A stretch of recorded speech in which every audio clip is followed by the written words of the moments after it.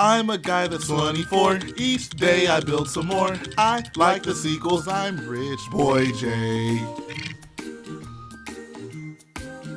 Hello boyos, Rich Boy J here back in with another video, and this is going to be episode 27 of the LEGO Star Wars MOC Showcase. Can't believe it's already been 27 episodes. I do just want to first and foremost thank everyone who watched the last two previous updates. Those videos absolutely blew up, and I appreciate all you guys for supporting the channel, so really does mean a lot, and I'm going to try to recapture maybe a little bit of that magic in this episode with the big MOC that we're going to talk about. But you guys know the drill. This is a culmination of MOCs that I've come across that are really good on the internet, and if you want to, please go support the builders. The links are in the description. Let's dive right in. The first MOC we're going to take a look at today is by Ordo. It is titled Assassin, and it is a Clone Wars MOC. However, it's not a Clone Wars MOC in the traditional sense where it would involve clones and some type of war or battle, but instead something a little bit more unconventional. It's from season 3, the episode, or I guess maybe it's an arc, I don't know, maybe an episode, where Aurra Sing is trying to assassinate Padme. I swear Padme just cannot get away from these assassins. But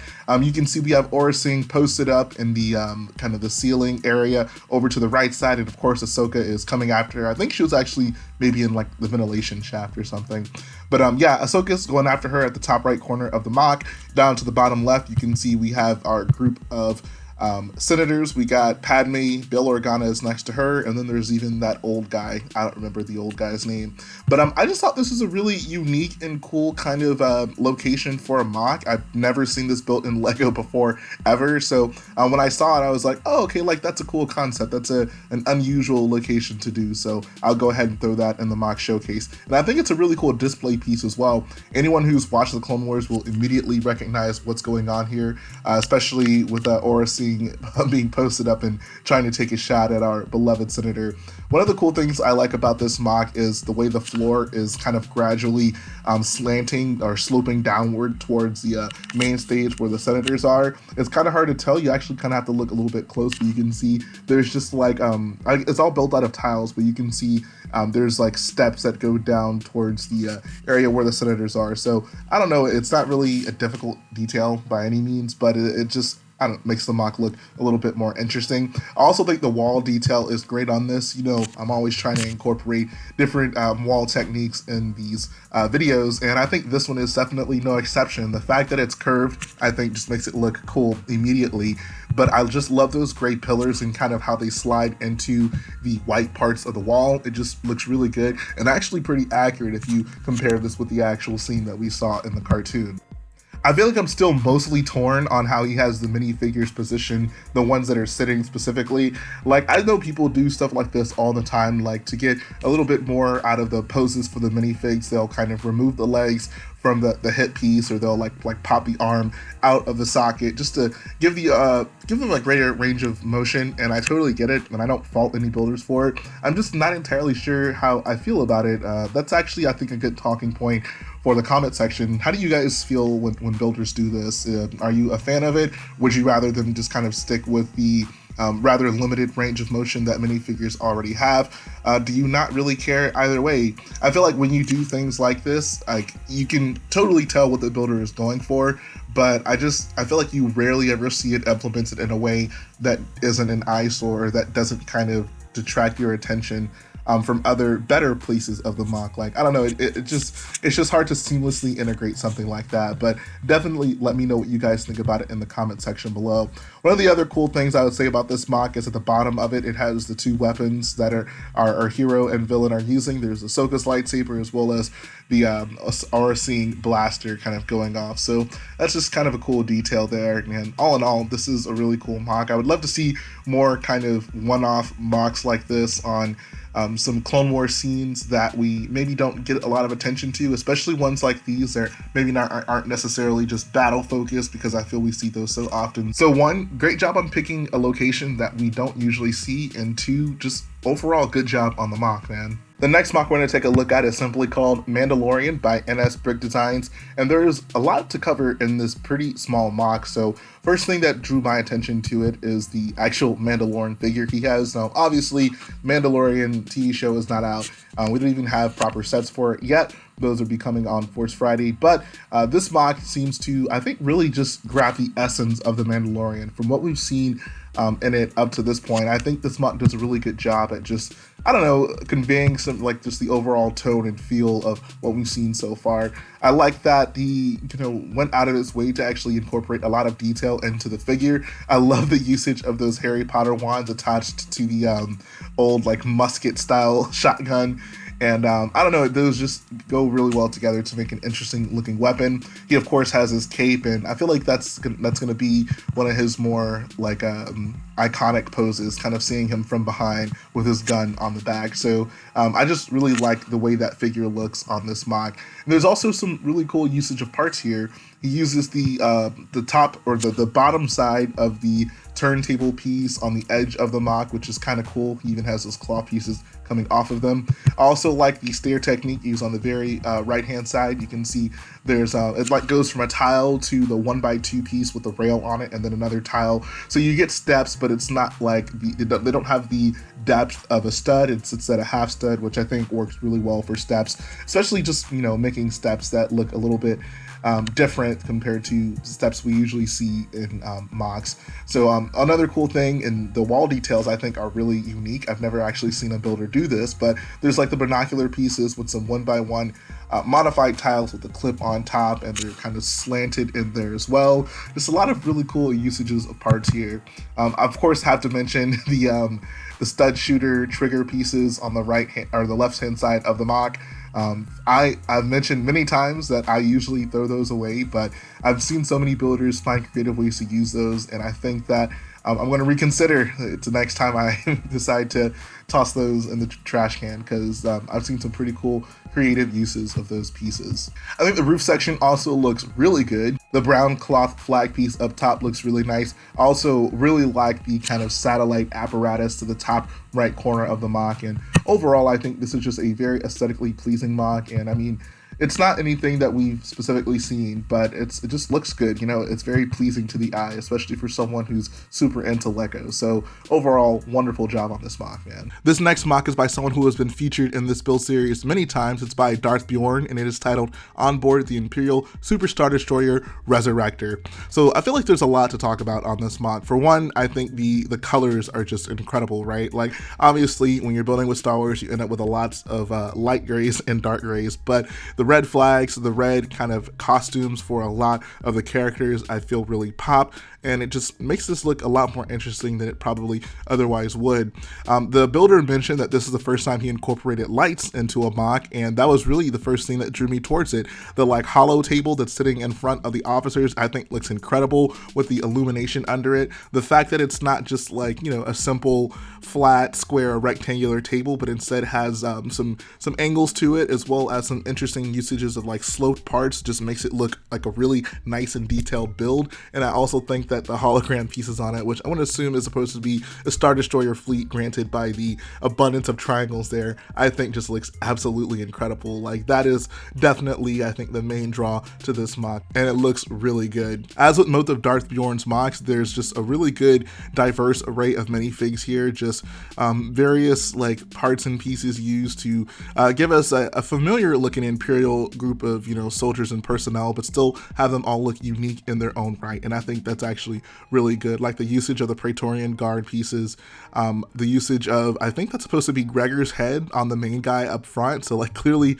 he's battle hardened, and we even have like a guy with an eye patch over to the left side. I think that's Mad Eye Moody cosplaying as Director Krennic. I just think that's really cool. It adds more character to these minifigs and MOCs, right? Like when you can do little subtle things like that, even without knowing anything about the MOC or what you're trying to convey with the characters, little things like that can add a backstory to it, and I personally think just makes the MOC a bit more interesting. I think he has a pretty good usage of those Death Star light sticker pieces. You can see they're kind of used in the middle of the MOC, so nice little familiar bit of Imperial architecture right there. I like the little console that's behind the two Imperial officers on the bottom left hand side. He's using, I think that's the sticker piece from the UCS Assault on Hoth, if I'm not mistaken. I think there's a stickered piece with a Star Destroyer on it, and then there's also that classic Rebel like hologram wall piece in there as well. So just nice usage of parts parts for the console over there. I also love the usage of those white and red Imperial logo pieces on top of those like canisters. That actually looks really nice and is a color combination you don't typically see in Imperial MOCs, white and red. How about that? I really do just love these like story-based MOCs that these builders do, even though they're not like a familiar Star Wars story to any of us. Like if you go and look at the bio, you can get a pretty good understanding of kind of what's going on here. But even if you don't read the bio, just by looking at the photo, you can get a decent idea of like, you know, what story is being told here. And I think if you're doing a good job at telling stories with your MOCs, then that is a testament to how great of a builder you are. I think people should always strive to tell stories with their MOCs. The last MOC we're going to take a look at today is just ridiculous. It's by Alec Dode. It is a 6-foot long Venator class Star Destroyer. It has over 15,000 pieces. And the reason I decided to put this in this video is because this has to be the smoothest looking Venator I've ever seen recreated in Lego. There are a lot of people who build large scale Venators and a lot of them are just incredible. But this one really caught my eye because of the snot technique used on the main hull plates. Like, I feel like that just goes such a long way. It looks gorgeous. It looks so good. So let's go ahead and talk a little bit more about it. If we go to the very front of it, we can just get a closer look at a lot of the greebling along the side, which is always nice to get a good glimpse at because that's probably the part the builder has to put the most attention into. Like, I mean, that's a lot of small pieces and they have to be deliberate enough about it to, you know, not make it look too repetitive, but also not too deliberate to make it look like way too uniform. So there's a lot of thought that has to be put into something like that, but I think this builder does an incredible job at it. I really like the usage of the 1x1 tiles that are kind of clipped into the 1x1 modified tiles with the clip on the top of it. I'll just zoom in so you guys can know exactly what the heck I'm talking about. But this section right here, that looks good to me. Good job on that section. And it really just gives you a better look at just the top hole and once again how smooth it is. I know a lot of people aren't super particular when it comes to studs on MOCs, and I try not to be. I'm not gonna super judge someone for using studs. Like, studs are kind of quintessential to Lego, right? And you running away from studs is, you know, not something I would say you have to do to be considered a good builder. But I mean, I can't ignore the fact that this looks so good because it is studless on the top. So it kind of goes both ways. But otherwise, if we move on to the next photo, we get a better look at the top back portion of the vehicle, where it kind of leads up to the two main bridges at the top. And there are some pretty crazy angles in this. For one, like the Venator, like this is probably the most iconic part of the Venator. I feel like it's very important that you get this bridge area down and looking good, because if you don't, that's really going to throw off the entirety of the Venator. But I think the builder just does a really good job at capturing the many angles that are involved in this. Like, parts of it are snot, parts of it are snot slopes, but like with a build on top of it, like you can see on the very middle of it. And then other parts are just built up normally, and then other parts are slopes built up but like on hinge bricks, so they slant inwards. There's just a lot that's going on right here, and I think it just looks so good. Man, this build just makes me smile. Like, what a just wonderful looking Venator class Star Destroyer. He also has the main turrets on the side. Those are some pretty cool looking builds as well, and I feel like if you just really take a good glimpse at this, you really just get an appreciation for the fact that this is all snot. Like, if you look at just the brick patterns, for example, there are bricks going in so many directions on this build, and like that's not an easy thing to do, especially with something this big, something that, you know, is gonna have to be pretty structurally sound because it's such a large build. I mean, it's 6 feet long, for Christ's sake. So I just give the builder so much credit for being able to really just make all this come together and look so nice. The next photo gives us a better look at the back rear portion of the MOC, as well as like the main kind of hangar section, and that's pretty iconic to the Venator as well. I feel I'd say it'd be pretty cool if you left that part of the MOC open, maybe with like the blue shields and maybe even some mini builds on the side of it. I don't know if I've ever actually seen a builder do that, but nonetheless, I think the usage of the trans intense blue 1x2 plates in there, do a really good job at kind of simulating the blue lights that you would see on the side of the Venator. And once again, there's just some really good greebling detail. Like it's, you know, it's subtle enough to not be over the top and detract from a lot of the smoothness of the build, but it looks good, you know, enough. Like you wouldn't say that he skimped out on the detail for it. So like I said, it's not an easy thing to do with the greebling. So wonderful job on there. The final picture just gives us a better look at the backside of this MOC, and once again, just the usage of SMOOOOOTH techniques and just the multitude of angles in this build is honestly astonishing. Specifically the sections to like the left of the engines, you can see there's like some slopes kind of in there, and I mean, I'm looking at it and I can't even imagine what the like internal structure must look like in there to make all those sections kind of come together and stay in there, but clearly it works. The builder made it work and it looks really good. The engine builds look really good as well. I mean, there's so many of them for one, and it looks like they're all different builds, which I can imagine is super fun, but it looks really good. It looks just so nice. Wonderful job just all throughout this MOC. Like this MOC is just a really good balance between, you know, smoothness, but also still having enough detail, but not going overboard with the detail. That's kind of how I would characterize this MOC. But that's really going to finish up the discussion on this just wonderful Venator class Star Destroyer. I'm just so impressed with this MOC. I've kind of been thinking about, you know, adding more custom, like large scale vehicles like this one to my collection. I don't know if I could accommodate a 6-foot-long Venator, but I certainly would like to, man. So let me know in the comment section what you think about this one. I think this is definitely a special build, and I'm really happy that I was able to put this into the MOC showcase this week. And that's going to finish up the video today, guys. I hope you enjoyed checking out these MOCs as I enjoy getting to show them off to you. These builders are so talented. It's such a pleasure to get to do this. But that's going to finish it up. Just go ahead and make sure you show some love to the builders. If any of the MOCs really stuck out to you, they certainly deserve it and appreciate it, I imagine. And if you like what I do, go ahead and support the video by hitting the like button, support the channel by smashing that subscribe button, and I'll be back again very soon.